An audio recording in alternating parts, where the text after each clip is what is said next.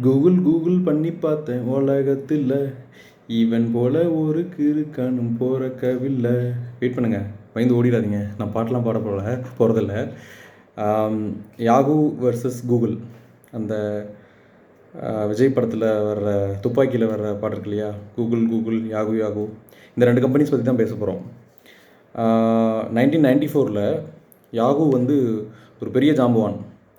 அப்போ வந்து அவனோட ஒர்த்து வந்து 125 பில்லியன். பில்லியன்னா 9 சைபர்.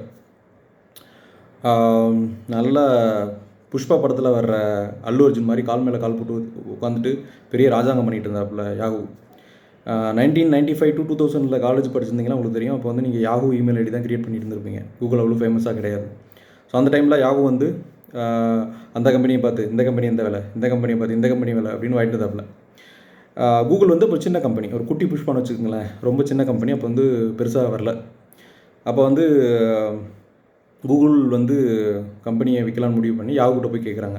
இப்போ யாகுவோட ஓனரும் கூகுளோட ஓனரும் துண்டை போட்டுட்டு நம்ம சந்தையில் வியாபாரம் பேசுவாங்கள்ல, அந்த மாதிரி பேசுகிறாங்க.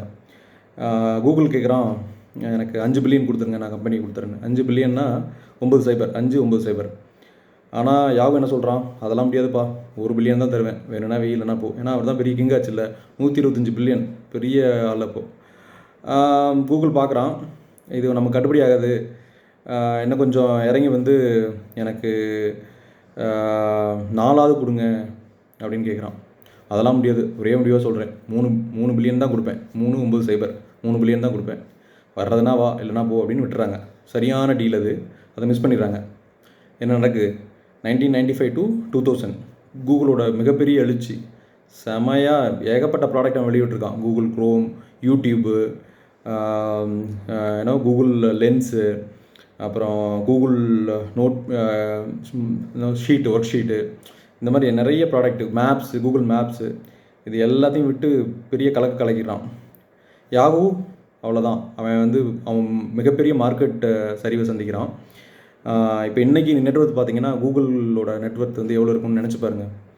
2 சம்திங் ட்ரில்லியன். ட்ரில்லியன்னா 12 சைபர். 2 ட்ரில்லியன்னா 12 சைபர். ஆனால் யாகு நினச்சி பாருங்கள், 5 பில்லியன். அப்படியே பெரிய சரிவு. ஸோ இந்த இதில் வந்து இப்போ கூகுள் தான் ராஜா.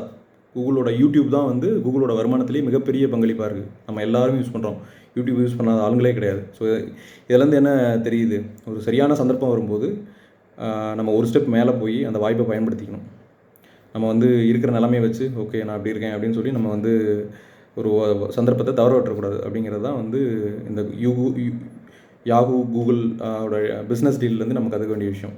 நன்றி, வணக்கம்.